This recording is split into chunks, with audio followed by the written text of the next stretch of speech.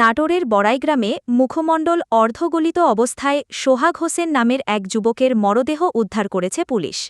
শনিবার ১৩ ডিসেম্বর বিকেলে উপজেলার আগ্রান তেলপাম্প এলাকা থেকে মরদেহটি উদ্ধার করা হয়। নিহত সোহাগ হোসেন উপজেলার চক বড়াইগ্রাম এলাকার নাজমুল হোসেনের ছেলে। স্থানীয় সূত্র ও পরিবার জানায়, সোহাগ হোসেন গত কয়েকদিন ধরে নিখোঁজ ছিলেন।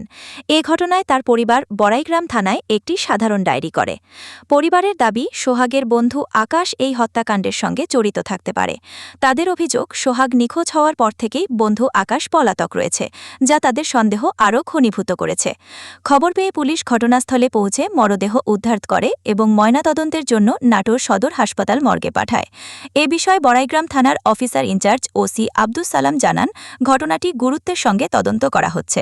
ময়নাতদন্তের প্রতিবেদন পাওয়ার পর মৃত্যুর প্রকৃত কারণ জানা যাবে।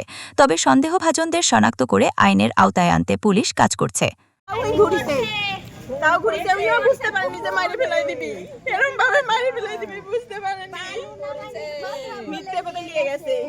আমার কথা বলে নিয়ে গেছে, নিয়ে যাওয়ার পরে বুধবারে রাতে যে গেছে, আকাশ বাড়িতে আসছে, কিন্তু আমার স্বামী আসে নাই। আমরা মনে করছি আমার স্বামী হয়তো বা কোনো জায়গায় আছে, চলে আসবে। আমার নানি শাশুড়ি মারা গেছে মঙ্গলবারে, বুধবার রাতে থেকে ওর নিখোঁজ হয়েছে।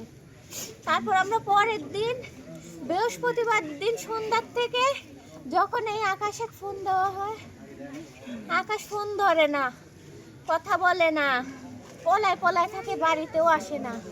ওর ফ্যামিলির মানুষ বলে আমার হাজবেন্ড নাকি এমনি চলে গেছে, আমার হাজবেন্ড নাকি এমনি দূরে আছে, এরকম বলে আমাদেরকে। পরে ওই জায়গায় একটা ছিল হানিফ চোর ডাকাত, হানিফ ডাকাত ছিল। সে তার থেকে জিজ্ঞাসাবাদ করা হয়েছিল, সে বলল যে ওই জায়গায় আকাশে দেখছে, আকাশের হাতে একটা হাসি ছিল, একটা বস্তা ছিল, আর ও গ্যাস লাইট দিয়ে কি যেন খুঁজ দিছিল আর মামা মামা করে ডাকতেছিল আকাশ। আবার আমার স্বামী ওরে মামা বলে ডাকে। পরে ওই হানিফ চোর বললো, কেরে কি খুঁজি সে জায়গায় গ্যাস লাইট দিয়া? তখন ও বলল যে না, আমার একটা জিনিস হারাই গেছে তো তাই খুঁজ দিছি। পরে ওই হানিফ ডাকাত আবার লাইট মেরে দেখলো ওর ভেনে কলা, 7-8 ছড়ি কলা। পরে বললো হানিফ চোরকে, ওই আকাশ বলল, আপনি যা দেখছেন, কারো কাছে বলার দরকার নাই, এরকম বললো। তারপর যখন আমার মামা শ্বশুর, আমার উকিল বাবা, এরা যখন খুঁজতে গেছে, তখন হানিফের সাথে দেখা হয়েছে। হানিফ তখন এই জবানবন্দি দেওয়ার পরে ওই জায়গায় খুঁজতে গেছে, পুলিশও খুঁজে আসছে, কেউ পায় নাই। আর তারপর আমার মামা শ্বশুর, আমার উকিল বাবা, তারপর কমিশনার, সবাই খুঁজে আসছে, কেউ পায় নাই। আমার শাশুড়ি কাজকে আমি বলছি, আমি যাব আপনার সাথে, চলেন আমরা এখন যাই খুঁজি। আমার শাশুড়ি বলে সন্ধ্যা হয়ে যাচ্ছে, এখন খুঁজবো। আমি বললাম না, সন্ধ্যা না হয় আপনি লাইট লেন তো দরকার, কিন্তু আমি যাবই। পরে যাই আগে গেছি, আমার আরেক মামা শ্বশুর আমার সাথে গেছে। আমরা দুই দিক দিয়ে খুঁজ দিছি, আরে কাদার জঙ্গলে, একটা জঙ্গল, ধরেন যে চারপাশে গাছ, ওর মাঝখানে আমার স্বামী পড়ে আছে। আর ভাইয়া চোখটা এমন ভাবে জখম করছে, মনে হয় চোখের মুড়িটাই তুলে দিছে।